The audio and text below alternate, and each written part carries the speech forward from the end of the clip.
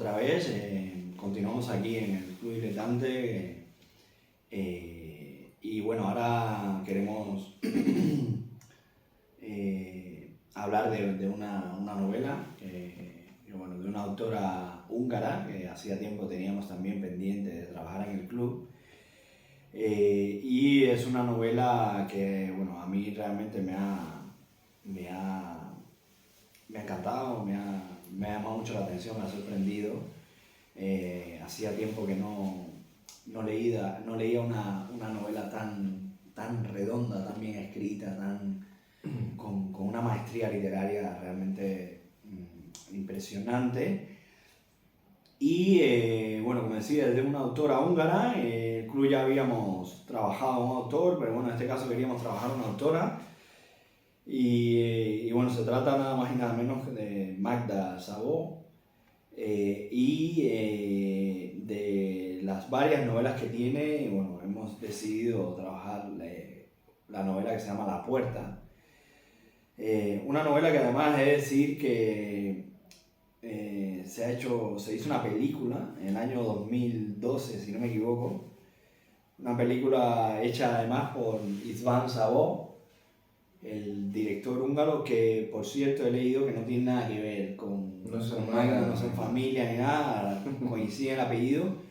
Y la película es francamente buena, como no podría ser de otra manera, con Helen Mirren como protagonista y con una autora que ahora la otra actriz, perdón, que no recuerdo el nombre, pero que la hemos visto en varias películas. Es una actriz alemana que interpreta el papel de la protagonista, de la narradora, de Magda en este caso, y que la hemos visto, por ejemplo, en películas como Las partículas elementales de El B, y bueno, en otras varias películas que también, pero ya digo, como Helen Mirren no hay nada, ¿no? en esta. Entonces, bueno, para hablar un poco de la novela como tal y entrar en materia, bueno, si quieres empieza tú, Enrique,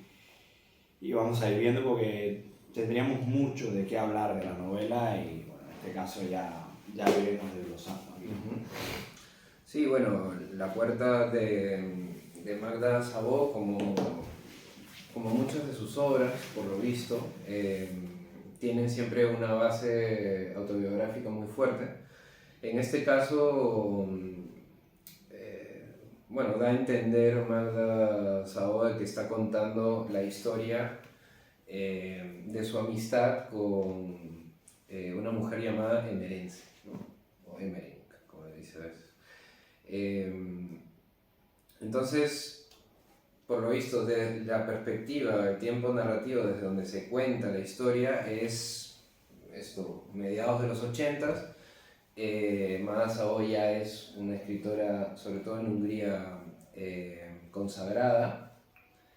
Tiene 70 años, en torno a los 70 años. Y desde esta perspectiva recuerda los años 60, me parece, en adelante. 60-70, creo que es 60-70, sí. Que es además justamente una época en la que ella está sufriendo de una censura, ¿no? Como escritora, había ya tenido una etapa como poeta en que he tenido un reconocimiento relativo, ¿no? Y cuando parecía que su carrera iba a dispararse, le cae la censura, ¿no? El comunismo. Entonces es una mujer burguesa, casada con un hombre también intelectual, por lo visto un escritor también, aunque en esta novela en particular no habla mucho de esa relación está en función del personaje de Mérez. Y bueno, lo que nos cuenta en realidad es la historia de la amistad que ella sostuvo con esta mujer emerense, que es una mujer que limpia casas, ¿no? Limpia casas y además contribuye con la comunidad, ¿no? Limpiando las calles, quitando la nieve de los caminos, etc. Y vive en una casa que le ha dado el gobierno, el ayuntamiento, que es como la casa del portero, vamos a decir, ¿no? Entonces tiene una casa ahí... Como una conserje, ¿no? La casa como una conserje, de la ¿no? finca. Y tal. Claro, entonces la historia empieza, digamos, en el momento en el que Magda, o la escritora, vamos a decir, necesita escribir, necesita dedicarse a su trabajo académico y no se puede hacer cargo de las... Creo que se han mudado recientemente. Se han también, mudado ¿no? recientemente Igual. y no puede hacerse cargo de las tareas de la casa, ¿no? Entonces decide buscar a una persona que le ayude, ¿no? Una asistente, una empleada doméstica, como le llamamos al menos en el Perú, y de pronto cae esta mujer, ¿no? Una mujer mayor, huraña, muy reservada, muy hermética, ¿no? Seria, no se ríe de nada, ¿no? Y ella incluso quiere tener una cierta cortesía, pero la otra mujer pues no le devuelve esa simpatía. Pero sin embargo, muy concentrada en su labor, ¿no? sí, claro, o sea, esto ya se ve después cuando empieza a trabajar, ¿no? Pero en la entrevista, digamos, se nota que es una mujer muy reservada. Vamos, te hace pensar en esas mujeres mayores, golpeadas por la vida, ¿no? Muy cerradas, mujeres que no lloran, ¿no? Entonces luego empieza a trabajar y es una maravilla, ¿no? O sea, todo lo hace genial, cocina muy bien, la limpieza es fantástica, todo lo hace rápido, lo hace bien, es efectiva, pero ya empiezan a haber pequeñas cosas curiosas, ¿no? Por ejemplo, un día hay una tormenta, ¿no? Y ella no se presenta en el trabajo, ¿no? Entonces se ve que un rasgo de la personalidad de esta mujer es que le tiene miedo a las tormentas y cuando hay tormentas no sale de casa, ¿no? Justamente me parece que es a raíz de una de estas tormentas o de aviso de tormentas que la dueña de la casa, la escritora, va a buscarla, ¿no? Y la mujer no le contesta, se asoma, no deja que ella pase a la casa y entonces ahí empieza este juego, este misterio que se esconde detrás de esta puerta que Magda no le abre a nadie, ¿no? Entonces, de alguna manera, la intimidad de este personaje fascinante, emerense, se esconde detrás de esa puerta, ¿no? Entonces, durante toda la historia se va estrechando la amistad entre la narradora, que yo consideraría un narrador testigo, ¿no? Que va investigando con cierta tirantez, ¿no? Porque es una relación tirante, tampoco es que siempre están de buenas, ¿no? Durante los 20 años de amistad hay momentos en que se distancian, otros momentos en que se vuelven a amistar, y en todo este camino van pasando cosas, ¿no? Por ejemplo, comparten un perro, ¿no? La pareja trae un perrito, ¿no? Que es Viola, y de pronto a través del perro pues hay también una relación, ¿no? En que a veces incluso se manipulan a través del perro, ¿no? Porque por lo visto MLS no tiene digamos, ningún lazo con ellos, pero sí con el perro, ¿no? Entonces utilizan el perro a veces para traerla de nuevo a casa. Luego está también el tema de que en un punto determinado de la amistad, MLS le pide a esta mujer que busque una cierta información en su pueblo natal, ¿no? Entonces así ya ella también va descubriendo de dónde viene esta mujer y sobre todo que ha sufrido, ¿no? En carne propia y en la de su familia, digamos, las injusticias del nazismo, de la invasión soviética, etc. Y realmente lo que le queda a esta mujer, cuyo pasado por lo visto está arrasado, está justamente ahí metido, ¿no? En esta casa del conserje, ¿no?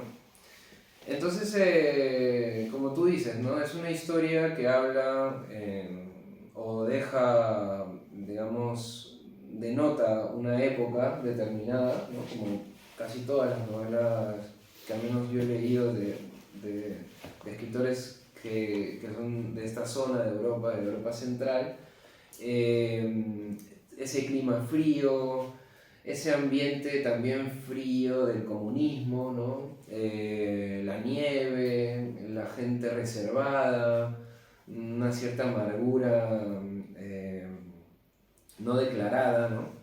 Y en todo ese ambiente vamos viendo también cómo esta escritora va a pasar de ser censurada a volver a tener reconocimiento, ¿no? El país empieza otra vez a darle un poco de ventana y la mujer se empieza a hacer famosa otra vez. Lo más interesante para mí es básicamente que esta amistad es un espejo de la narradora, ¿no? La narradora se va dando cuenta de tantas cosas que considera virtudes, ¿no? Y que a los ojos de Emerence son más bien defectos, ¿no? La construcción de los personajes creo que es lo mejor, ¿no? Y de la relación de estos dos personajes, ¿no? Porque por un lado tenemos a este narrador que podía ser autocomplaciente, pero que no lo es, ¿no? De hecho, ya solo empezar el libro dice: yo maté a Emerence, ¿no? No quería matarla, pero yo la maté, ¿no? ¿Por qué? Porque de cierta forma a veces hacemos las cosas pensando que es lo mejor para nosotros, cuando en realidad lo que deberíamos haber hecho es respetar su voluntad, ¿no? Y que es justamente lo que esta mujer no hace, ¿no?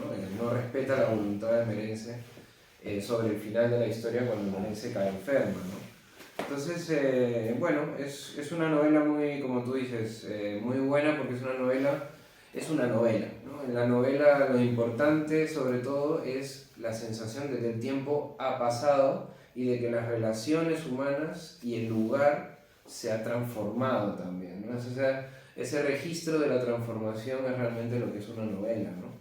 De otro modo, pues muchas veces tenemos novelas que en realidad lo que son relatos largos o cuentos largos o malos cuentos, por decirlo así. Y aquí no, ¿no? Aquí sí tenemos una novela porque realmente se nota, ¿no? El tedio del tiempo, pero a la vez la intensidad de determinados momentos de la historia, ¿no? Yo creo, para mí es un modelo de cómo se debe escribir una novela. ¿Y en qué sentido? En que esta mujer ha demostrado aquí que a veces no necesitamos muchas cosas para hacer algo bueno, ¿no? Y esta mujer ha hecho una gran novela con dos personajes. E incluso te diría con uno solo, ¿no? Y ahí es donde, ya digo, hay muchas cosas que me llaman la atención de la novela, porque la novela gira en torno a esa relación entre ellas dos y a la definición de este personaje, que luego igual podríamos hablar un poco de... Yo creo que es un personaje tan bien hecho, es una novela tan bien estructurada, que yo dudo que sea un personaje ficticio. Es decir, aquí tiene que haber un testimonio muy, muy profundo, muy cercano, que Magda Szabó tiene que haber vivido, porque es un personaje tan bien construido y es una historia tan bien construida que me cuesta pensar que se la haya inventado del todo. Yo creo que merece la pena leer el primer capítulo. Yo creo que merece la pena porque además el primer capítulo, bueno, se llama La Puerta precisamente, dice: rara vez sueño. Ya esto es lindo además, ¿no? Poético, ¿no? Pero cuando lo hago me despierto sobresaltada y con el cuerpo bañado en sudor. Entonces vuelvo a acostarme y mientras espero a que mi corazón se calme, me pongo a meditar sobre el irresistible poder mágico de la noche. De niña y de jovencita nunca soñaba, ni cosas buenas ni malas. Es la edad madura la que arrastra y me trae en una masa compacta los horribles sedimentos del pasado. Lo que resulta aún más atroz, porque esos acontecimientos, sin haberlos vivido nunca en la realidad, en los ensueños, se me presentan en una forma aún más concentrada y trágica. Entonces me despierto entre gritos de terror. Mis sueños son siempre idénticos, las mismas visiones recurrentes de un modo invariable. Estoy junto a la escalera de nuestra casa, delante de la puerta de cristal reforzado con alambres contra roturas y montado en marcos de metal. Afuera en la calle hay una ambulancia. Las siluetas fluorescentes del personal de urgencias que vislumbro a través del vidrio cobran una dimensión sobrehumana. Sus rostros hinchados parecen rodeados de un halo, como la luna. Intento hacer girar la llave en la cerradura para abrir la puerta y dejar pasar a los sanitarios. Si no lo logro, llegarán tarde para atender a mi enfermo. Pero por más que me esfuerzo, la cerradura no se mueve. La puerta sigue inmóvil como si la hubieran soldado a su marco metálico. Pido auxilio, pero nadie acude. Ninguno de los vecinos de las 3 plantas del edificio. No pueden hacerlo, claro. Pronto me doy cuenta, porque aunque esté moviendo los labios, como un pez, no emito sonido alguno. El espanto onírico llega a su apogeo cuando caigo en la cuenta de que no solo no puedo abrir la puerta, sino que además he enmudecido. En ese punto mi propio grito me despierta. Enciendo la luz e intento combatir esa sensación de ahogo que me sobrecoge siempre después de las pesadillas. Me encuentro rodeada de los familiares muebles de nuestro dormitorio. Veo el iconostasio familiar sobre la cama, con mis antepasados vestidos con casacas de oro y plata, ese traje regional de estilo barroco o Biedermeier. Mis ancestros, que todo lo ven y todo lo entienden, eran los únicos testigos de cuántas noches, cuando los ruidos cotidianos se silenciaban y por la puerta abierta penetraba el sonido apenas perceptible del paso sigiloso de los gatos y de las ramas meciéndose. Corría a abrir la puerta a los primeros auxilios y de cuántas veces me preguntaba qué pasaría si un día luchara en vano sin poder hacer girar la llave. Las imágenes se quedan grabadas y la que más intento borrar de mi memoria es la que más persiste. Una escena real y no la mera ensoñación del cerebro entumecido. La de abrirse por primera vez ante mis ojos una puerta determinada. La del cuarto de una persona que defendía celosamente su gran soledad y ocultaba su indignante miseria con pudor, y que por eso nunca habría permitido entrar ahí a nadie, aunque el techo hubiera ardido sobre su cabeza.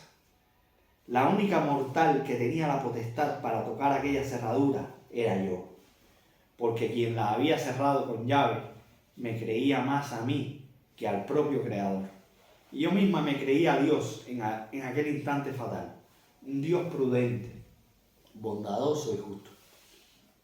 Nos hemos equivocado ambas. Ella, que depositó toda su confianza en mí, y yo que pequé de vanidad. De todas formas da igual, porque lo pasado, pasado está, y ya no tiene arreglo. Después de esto, ¿qué importa que vengan de tanto en tanto esas erinias con sus calzados de sanitario convertidos en coturnos y con sus caretas trágicas bajo sus gorros de enfermero, rodeando mi cama y sacando esas espadas de doble filo que son mis sueños? Apago las luces cada noche a sabiendas de que pueden presentarse y que pronto un timbre zumbará en mis oídos, seguido por el espanto sin nombre que me arrebatará hacia esa puerta soñada y eternamente cerrada ante mí. Mi religión no conoce la confesión individual. Nosotros manifestamos tácitamente y mediante el mensaje de nuestro pastor que somos impenitentes, merecedores de la perdición, porque hemos pecado de 1000 maneras contra los mandamientos. Nuestro Dios nos absuelve sin pedir detalles ni explicaciones. Estas explicaciones son las que quiero dar ahora. La presente obra no se ha escrito para Dios, conocedor de mis entrañas, ni para las sombras, testigos de tantas horas de vigilia y de sueño. Dedico este libro a los hombres. He vivido con valentía hasta ahora y espero morir así, con coraje, sin mentiras. Y para ellos es necesario que declare de una vez por todas que yo maté a Emerald. Yo quería salvarla, no destruirla, pero eso no cambiará. Claro. Esto es tremendo. Claro, Después de leer esto, después ya... de leer, pero sobre todo después de leer la novela, te das cuenta cómo ese primer capítulo es la síntesis de todo lo que va a pasar. Exacto. Es una introducción epílogo. Claro, en realidad... Y eso es una de las cosas curiosas que tiene la novela, porque es una novela, cuando tú empiezas a leerla, que avanza de principio al centro y del final al centro. Es una novela que va creciendo así, ¿no? Porque aquí de entrada nos dice de qué va la novela, qué pasa, pero hay un misterio, ¿no? Hay un misterio que se va revelando poco a poco y que la novela va avanzando y nos va explicando por qué esta mujer dice que ha matado a Meren, quién es Emerén. Y empieza a contarnos esa historia que va creciendo de ahí hacia adentro hasta llegar a un punto determinado, que es el centro de la novela, que es cuando esta puerta se abre. ¿Qué oculta Emerén? ¿Qué está detrás de Emerén? Y ya digo, todo esto va creciendo en tensiones. Como tú decías, es una novela además que está para mí muy bien dosificada en esa relación que va creciendo, en confianza, pero a la vez en desconfianza.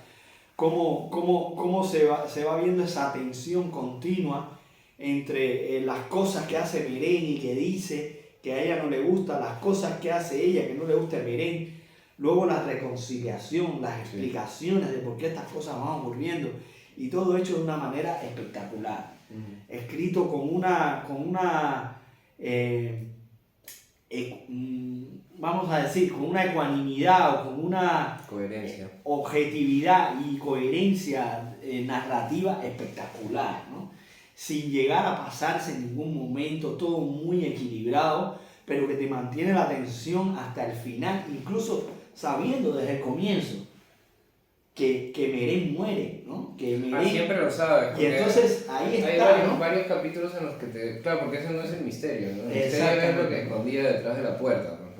Ese es el misterio que al final se devela y que básicamente es más que nada es solamente una ilusión, ¿no? Las ruinas de una ilusión, vamos a decir, para no decir lo que pasa al final, ¿no? Pero realmente está ahí el misterio, ¿no? Que hay detrás de esa puerta, y está ahí el poder también, ¿no? Del secreto.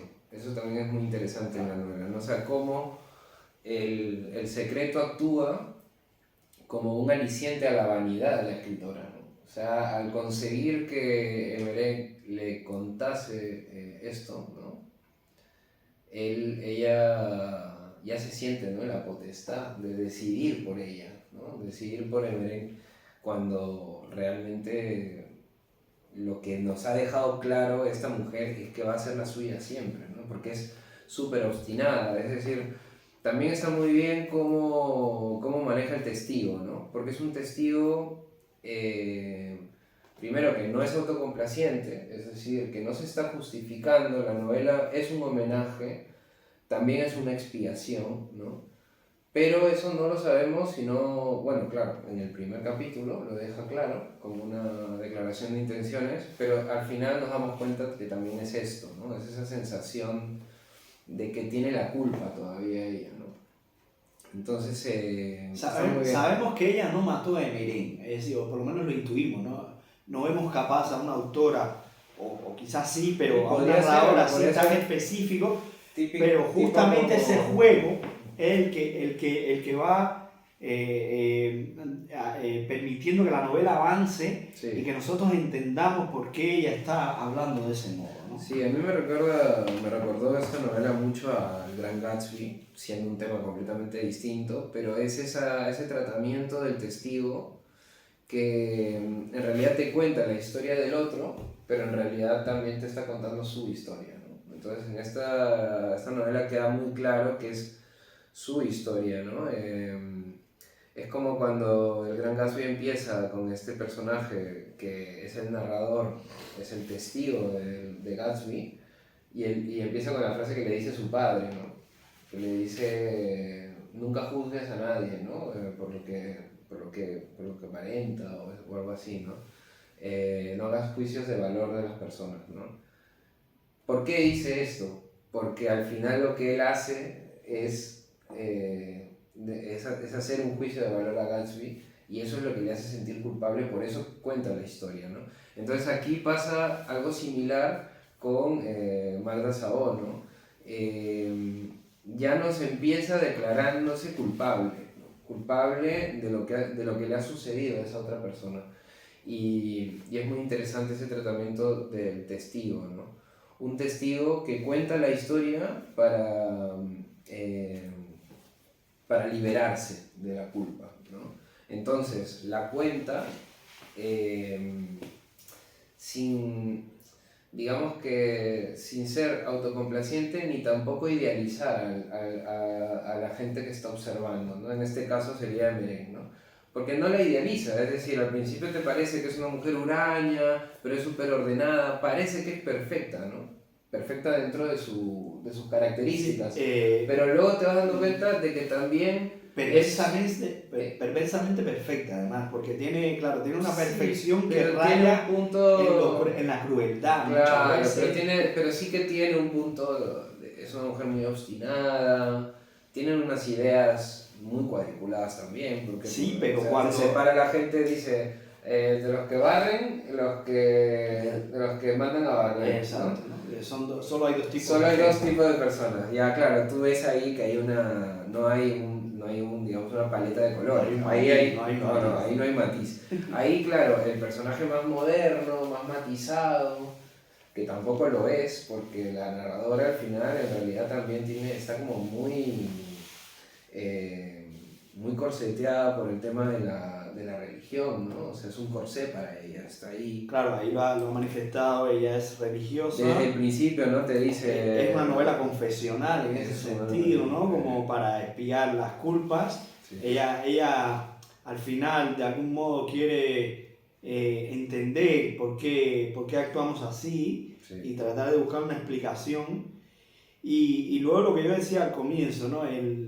Que es lo otro grandioso de la novela es el personaje, ¿no? Sí. Emeren ya ni siquiera es un personaje alegórico, ni siquiera es un personaje simbólico, es un personaje único. Exclusivo y maravilloso, ¿no? Sí. Es como el Quijote, ¿no? El Quijote es un personaje en sí que ya empieza a ser un referente. Entonces es un personaje tan bien creado, por eso digo que para mí tiene que ser un personaje real, porque es un personaje ya que se vuelve arquetipo, se vuelve modelo de lo que debe ser un personaje, ¿no? Y está tan bien construido. Sí. Yo hace poco hacía un ejercicio de escritura, unas cosas que a veces me pongo a hacer, y quería hacer como una especie de descripción lo más objetiva posible, casi que maquinal, ¿no? Como un informe detallado. Y una vez acabé aquello, dije, ¿qué le pasa a esto, no? ¿Por qué es tan terriblemente? Porque ya digo, estaba muy bien todo escrito, pero ¿por qué es tan terriblemente frío esto? ¿Por qué esto a mí no me llama, no me dice nada? Y es porque precisamente no está esa subjetividad y ese valor, esa visión, esa narradora que nos está hablando aquí y que permite que ya digo, por eso para mí esto es un modelo perfecto de cómo se puede hacer una buena novela sin necesidad de muchos recursos, sino sencillamente tratar de caracterizar y de definir un personaje teniendo un gran personaje además ahí como es Emeren, ¿no? Bueno, con grandes claros oscuros también. Exacto. Creo que el claro oscuro es una herramienta fundamental para crear personajes verosímiles, ¿no? Y además esto que tú dices, tan intensos en el sentido de que realmente parecen personas reales, ¿no? ¿Por qué? Porque no responden a ningún estereotipo, ¿no? Son ellos, como tú dices, los que forman un nuevo arquetipo de alguna manera, ¿no? Sí, porque es un personaje raro, es distinta, no solo con respecto a ella, sino con respecto a nosotros mismos que estamos leyendo la novela, ¿no? Trabaja con unos argumentos y unas ideas y lo maravilloso es que tú luego le acabas dando la razón a ella, ¿no? Son estos personajes, por eso me refería al Quijote, ¿no? El Quijote es un personaje excepcional, único, diferente, pero que tú te acabas identificando al final, tanto con él que tú quieres ser el Quijote, tú terminas siendo el Quijote. Es que por ejemplo, Entonces, en este caso es enfermizamente coherente. Claro, sí, claro, ya esa coherencia que no se parte nunca, ni al final cuando se va a morir, ¿no? O sea, que nunca se rompe, ¿no? Sino que al final queda tal cual, ¿no? Y también esto es una marca registrada en la literatura de Europa Central, ¿no? O sea, ese tipo de final donde realmente, por un lado, no es ese final feliz, tampoco es un final trágico, es como sigue así, ¿no? Sigue frío como empieza, ¿no? Y Sí, a mí me pareció una gran novela y sobre todo también ese tema que dices del arquetipo, claro, es un nuevo arquetipo porque en general siempre está el foco puesto en el personaje de la escritora. Es decir, esta historia podría ser la historia de la escritora, vista a través de los ojos de la empleada, Claro. ¿no? Y también sería interesante, pero no crearía nada nuevo. En cambio, en este caso hace algo nuevo, ¿por qué? Porque el foco está en esta mujer, que es Pero la la mujer de la escritora está ahí, limpieza. que eso Pero es la, fantástico. pero la escritora está ahí y Claro. está escribiendo. Y Hungría está ahí, la sociedad está ahí, los problemas de la Hungría y de los cambios y, No, y de y la- ella como escritora están ahí. Y la escritora, además la escritora también, al ver al personaje de Emelec, también habla o reflexiona en algunos puntos sobre su propia situación como escritora. Sobre qué es escribir y qué es ser escritora, etc. Hay varias cosas interesantes en ese sentido también. Así que sí, es una novela, bueno, que es como tú dices, se podría sacar mil cosas. ¿No? Pero- Podríamos incluso hablar un poco del personaje, ¿no? ¿Quién es Emelec? Una persona, por ejemplo, que bueno, no cree en Dios o al menos dice que no va a las iglesias. Es una mujer además muy, como había dicho al inicio, muy consagrada es una creyente a su no trabajo, practicante, ¿no? exacto, es al final la autenticidad. Es única. típica de que tiene como también el espíritu del misionero, ¿no? O sea, como que va aparte, ¿no? Se burla y es Una mujer que ha vivido además de una crueldad tremenda, También. porque claro, de niña tenía 2 hermanas que eran gemelas y ve cómo esas hermanas han sido fulminadas por un rayo. Sí. Luego ve que la madre no soporta aquello y ve cómo la madre se suicida. Ella de niña ya tiene que asumir toda esa situación con su abuelo, que es el único que se la lleva. Entonces tú vas viendo toda esa crueldad. Luego los hombres, los pocos hombres de los que ella se enamora y con los que tiene que llevar, cómo la van traicionando. Luego hay uno que se va y que muere. Todo lo que tiene que ver con la guerra. Bueno, es que ya digo, te vas metiendo en el personaje y llegas un momento a entender ya no solo que ese personaje sea así y piensa como piensa, sino que incluso dices, es que yo quisiera ser como ella, ¿no? Pero no llegaría a ser, porque es imposible ser algo. Y ahí entonces también está la contraparte, ¿no? Que es la confesión de la novela de que es yo siendo...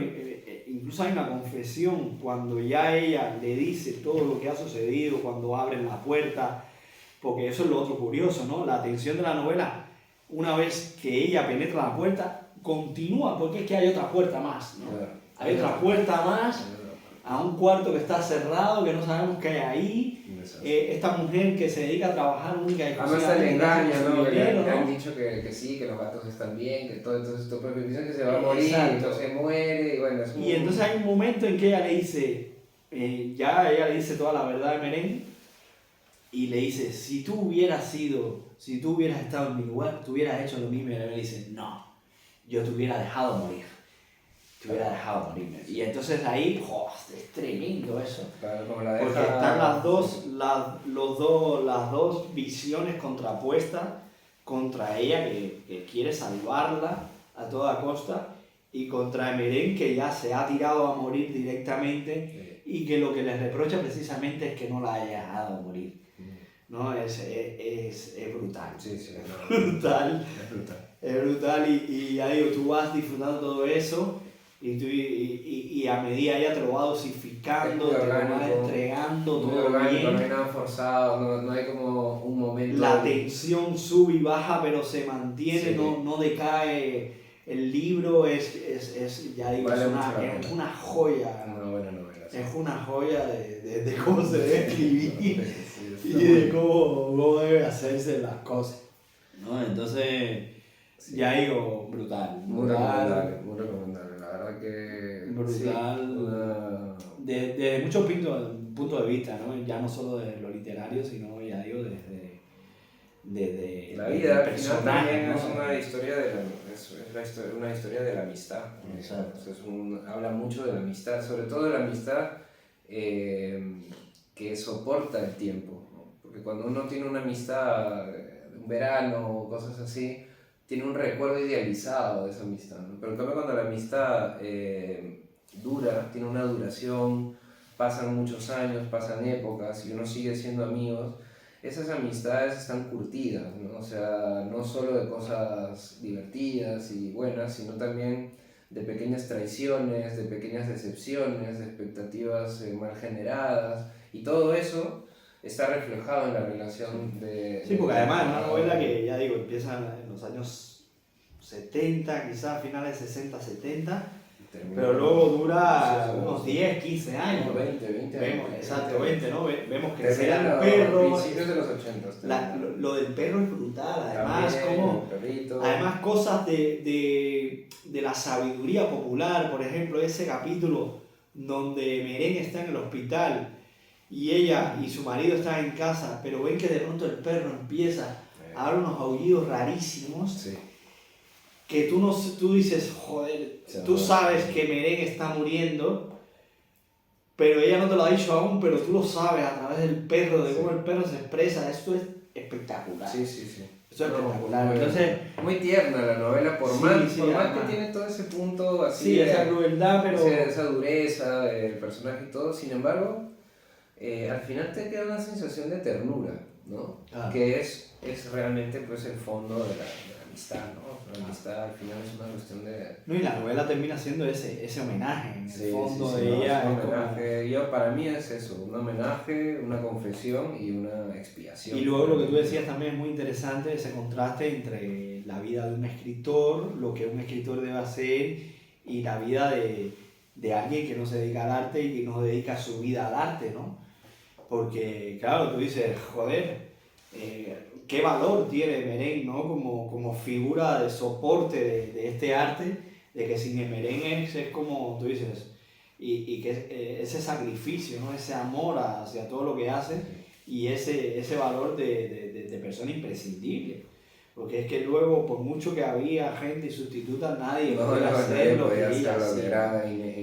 Y entonces, de alguna manera, también ese libro es un regalo y un homenaje a ella, como que es un libro imposible de existir si no hubiera existido Meren, ¿no? Exactamente. Entonces, bueno, es tremendo además, ¿no? Todo eso, lo que habíamos dicho, ¿no? Todo lo confesional también de ella como personaje, como escritora, que también le da un valor brutal al libro, ¿no? Entonces, ya digo, también el valor de la mujer, ¿no?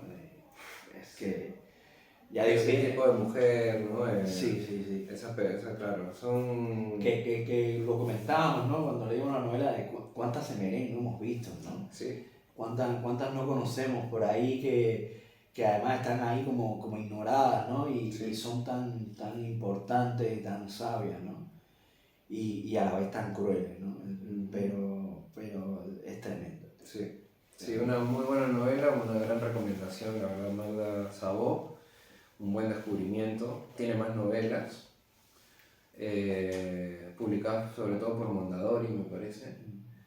Y nada, bueno, pues recomendarlas y nada, abrir la puerta y abrir la puerta. Dejarse fascinar Hay que abrir la puerta. por esta autora y nada, la verdad es que, bueno, ha sido como hemos tenido en varias ocasiones el club, que bueno, nos encontramos con verdaderas joyitas, ¿no? de la literatura, y bueno, este ha sido un caso de eso. Así que nada, amigos, esperemos que esto haya sido igual de maravilloso y placentero como ha sido para nosotros, que lo sea para vosotros, y nada, recomendaros La Puerta de Magda Szabó y seguir leyendo como siempre en el Club Diletante. Así que hasta un nuevo encuentro.